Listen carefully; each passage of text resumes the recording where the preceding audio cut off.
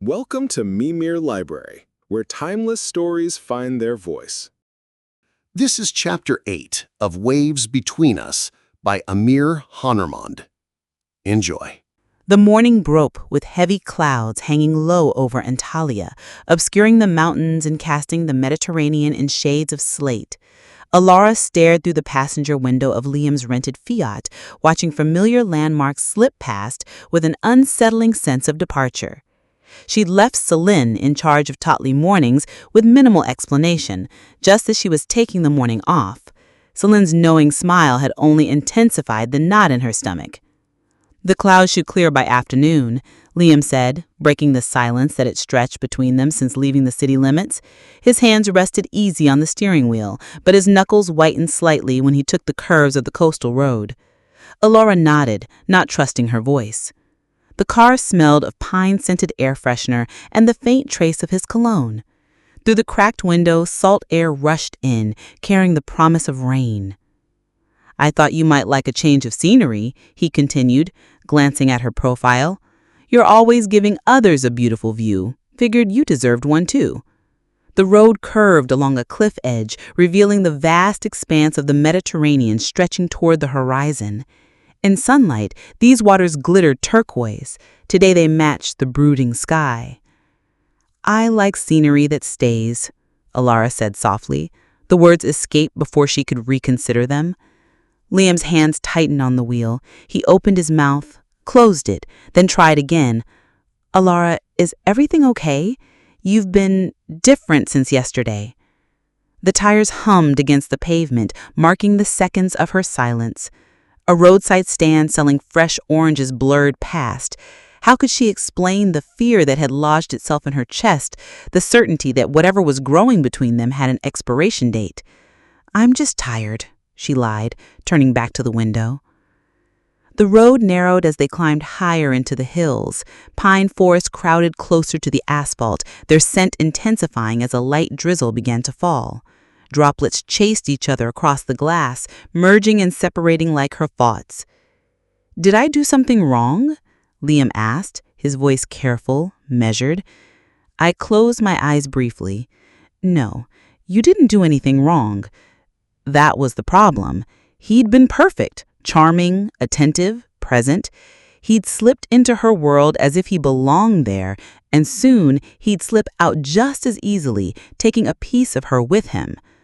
The windshield wipers marked a steady rhythm as the drizzle strengthened. Ahead, a sign indicated the turnoff for Duden Waterfalls was approaching. Liam slowed the car, navigating the smaller road with care. "I heard the falls are spectacular after rainfall," he said, attempting conversation again. "The volume of water increases dramatically." Alara nodded, watching raindrops collect on her side mirror. "My father used to bring me here when I was little. He said the falls reminded him that even the gentlest rivers eventually find their way to the sea."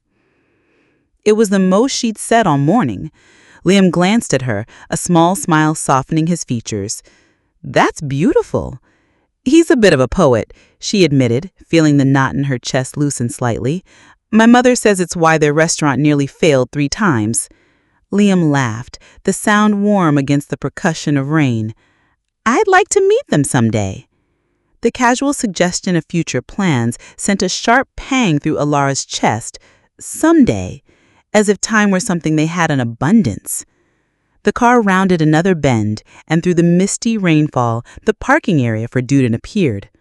Only a few other vehicles dotted the lot, the weather and early hour keeping most tourists away. Liam cut the engine, and suddenly the only sound was rain tapping against the roof. In the silence, Alara could hear her own heartbeat, steady but uncertain. "We can wait for the rain to easing," he offered, unbuckling his seatbelt and turning toward her. Alara shook her head, reaching for the door handle. "It's just water, and the falls will be stronger now." Outside, the air felt clean and charged with electricity. The distant roar of the waterfall reached them even through the rainfall, a constant, powerful reminder of nature's relentless forward motion. Like time, like leaving. Liam came around the car, offering his hand. After a moment's hesitation, Alara took it, feeling his warm fingers close around hers. Together, they walked toward the sound of falling water. The path to the waterfall was slick with rain, worn stones glistening under their feet. Alara felt the vibration in her bones before they reached the overlook, a deep, primal rumble that seemed to shake the very air. When they rounded the final bend, the falls revealed themselves in thunderous glory. Masses of white water crashed over the cliff edge, plummeting toward the churning pool below. Mist rose in great clouds, catching what little sunlight filtered through the clouds in ephemeral rainbows. "Incredible," Liam breathed, the word almost lost in the roar. He raised his camera, capturing a few quick shots before lowering it again. The gesture seemed perfunctory, as if he'd remembered his professional obligation but found his heart wasn't in it. He slipped the camera back into its case. Alara moved toward the railing, feeling the cool spray dampen her skin. A few other tourists wandered nearby, pointing and taking photos, but maintaining a respectful distance from each other in the face of such raw power. "My father was right," she said as Liam joined her at the railing. "The water always finds its way forward." Their shoulders nearly touched. Droplets clung to Liam's hair, catching light when he turned to look at her. The mist beaded on her eyelashes, blurring her vision slightly. "Alara," he began, his voice barely audible over the cascade. "What's happening between us?" She gripped the railing tighter, feeling the cold metal press into her palms. "I don't know." "Yes, you do." His gaze was steady, patient. "You've been pulling away since yesterday." The thunder of falling water filled the silence between them. A family moved past, a child's excited voice momentarily cutting through the white noise before fading again. Alara watched the relentless flow, feeling as though she stood at her own precipice. "How much longer are you here?" The question hung between them, heavier than the mist in the air. Liam's expression shifted, a subtle tightening around his eyes that told her everything before he even spoke. 9 days. The words hit her like a heavy punch. 9 days. Just over a week. The calendar in my mind flipped forward, marking the inevitable end date with cruel clarity. 9 days, she repeated, her voice hollow. She took a half step back, arms crossing protectively over her chest as if warding off a chill. Her gaze fixed on the churning water below, unable to meet his eyes. Liam noticed. Of course he noticed. His photographer's eye missed nothing, especially not the way her body angled slightly away from him, the invisible barrier she was erecting between them. 9 days. That's not much time. The words tasted bitter on her tongue. "It's not," he agreed quietly. Then, after a pause that stretched between them like the distance between continents, "But it's more than I've ever wanted to stay before." Alara's head snapped up, eyes finally meeting his.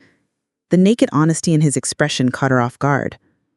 The falls thundered on beside them, sending vibrations through the wooden platform beneath their feet. "What does that even mean?" she asked, unable to keep the edge from her voice. "That I should be flattered you're lingering a little longer before moving on?" Liam winced. "That's not what 9 days, and then what?" The question burst from her, carrying all the fear she'd been trying to contain. "You take your beautiful photos and disappear to the next picturesque location, and I just become another story you tell at hostels?" The spray from the waterfall felt colder now, dampening her clothes, her skin, her resolve. A group of tourists passed behind them, their excited chatter creating a surreal soundtrack to the moment. "I didn't plan this," he said finally, his voice low but intense. "Any of it. I came for a story, not—" He gestured between them, words failing him. "But I don't want it to end like everything else." The honesty in his voice made her chest ache. He took a step closer, closing the distance she had created. "I know 9 days isn't enough. I know it's not fair to ask you to care about something with an expiration date. But what if this isn't the end? What if it's just the first chapter?" The waterfall crashed beside them, relentless and beautiful and utterly indifferent to human concerns. Alara felt suspended between two forces, the pull toward him and the fear of being swept away.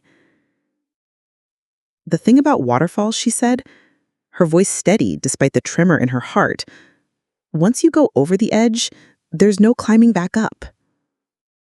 Liam's eyes never left hers. Maybe that's exactly why they're so beautiful. The mist clung to her skin, cool and insistent as the truth between them. 9 days, a deadline and a promise, wrapped in the thunder of falling water. The return journey unfolded in silence. Alara watched raindrops race each other down the passenger window, merging and disappearing like fleeting moments. The windshield wipers swept back and forth in hypnotic rhythm, clearing the glass only for it to blur again seconds later. Liam kept both hands on the steering wheel, his profile fixed on the winding coastal road. The space between them in the small car felt both too intimate and impossibly vast. Her clothes clung damply to her skin, the fabric holding the memory of mist from the falls. Fog rolled in from the sea, wrapping the car in a cocoon of gray. The world beyond the windows seemed muted, distant, as if they traveled through a space between realities. Alara's thoughts matched the landscape, hazy, undefined, caught between what was and what could never be. Liam glanced at her once, twice, his eyes returning to the road without breaking the fragile quiet. The car's interior fogged slightly from their damp clothes and breath, creating a subtle barrier between them and the outside world. Alara traced a small pattern on the condensation of her window, then wiped it away with her palm.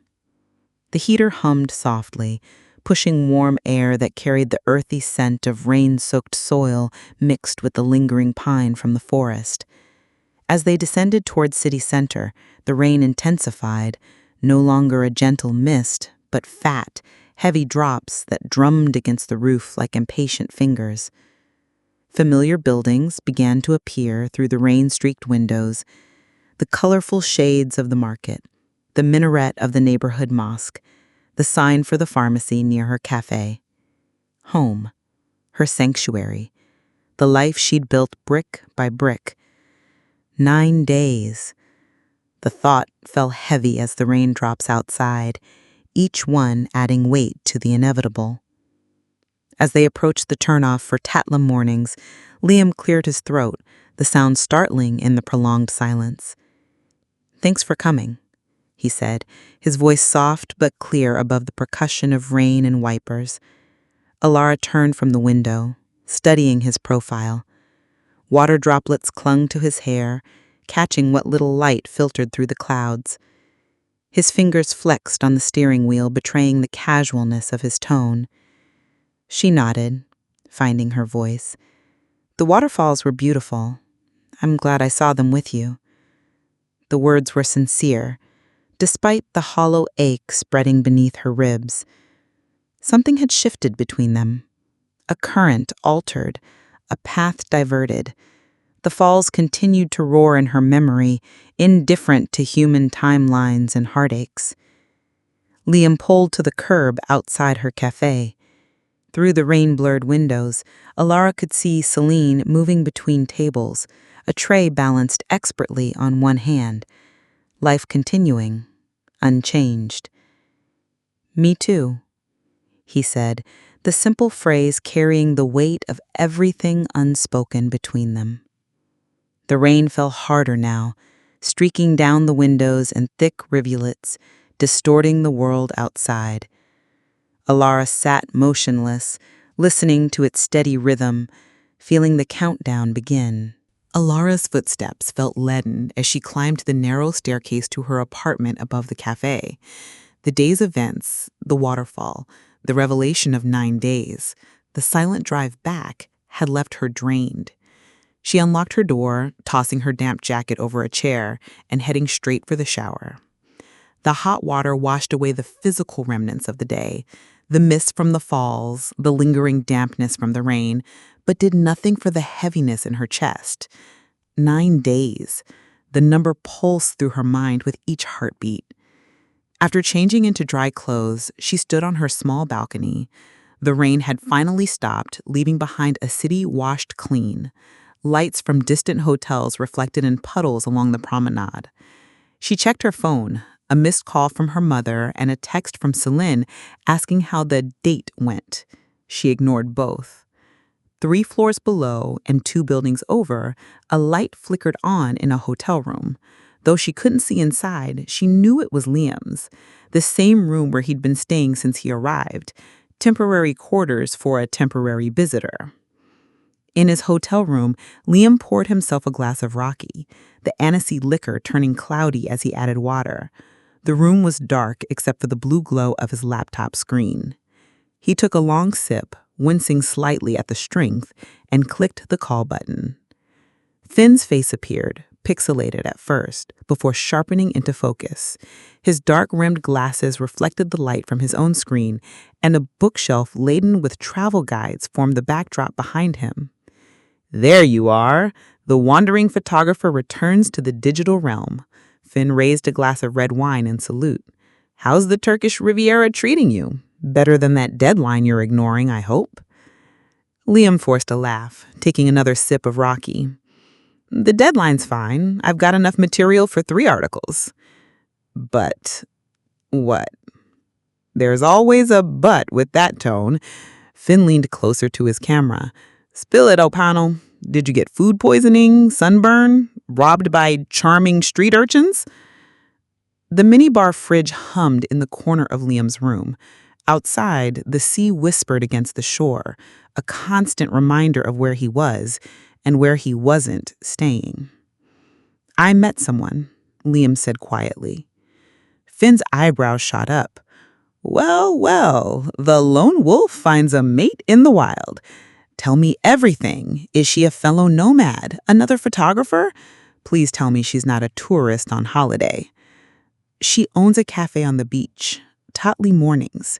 It means sweet mornings." Liam's voice softened, and he turned to glance out his window toward the darkened shoreline. "She built it herself from nothing. She makes these incredible pastries, gozleme, and knows everyone's name and laughs with her whole body." The call went quiet for a couple of moments. Finn studied him through the screen, his expression shifting from amusement to something more serious. "She sounds amazing, mate. But is she a person, or is she another project?" The question landed like a physical blow. Liam's glass clinked against the wooden desk as he set it down too hard. "What the hell does that mean?" "You know exactly what it means." Finn's voice was gentle but firm. "I'm serious. Are you falling for her, or for the story of her?" Liam ran a hand through his hair, still damp from the rain. "That's not fair." "Maybe not, but it's a pattern, isn't it? The beautiful baker in Turkey, the marine biologist in Australia, the vineyard owner in Chile. They're all chapters in the Liam O'Connell travelogue." The words hung in the air between them, heavy with truth. Liam stared at his own reflection in the dark window, a ghostly overlay on the night outside. "It's different this time," he said finally. "How?" "I don't know. It just is." Liam picked up his glass again, swirling the cloudy liquid. "She asked me today how long I'm staying. 9 days. The look on her face, Finn, like I'd confirmed her worst fear." Finn sighed, setting down his wine. "You take the most beautiful pictures, Liam. But what do you do after you pack up the camera?" "I move on," Liam answered quietly. "Exactly." The words settled between them like a verdict. Outside, a distant flash of lightning illuminated the coastline for a brief moment before darkness reclaimed it. "If I don't want to move on, I mean." The question surprised even Liam as it left his lips. "Then don't," Finn shrugged. "But be honest with yourself first. Is she worth changing your whole life for? Or is she just going to be the most beautiful regret in your portfolio?" After the call ended, Liam sat motionless, staring at his laptop screensaver, a photograph he'd taken of a pristine beach in Morocco, empty save for the perfect patterns of receding tide on sand. It had once been his favorite image, a symbol of the freedom he cherished. Now it just looked hollow, empty. A beautiful place with no one in it. He closed the laptop, plunging the room into darkness, broken only by the city lights filtering through thin curtains. The silver band on his finger caught what little light remained, a constant reminder of roots he'd spent years running from. 9 days. It wasn't nearly enough time, but maybe it was enough to decide if he wanted more. The story ends here, but the library is always open. Subscribe for more free audiobooks.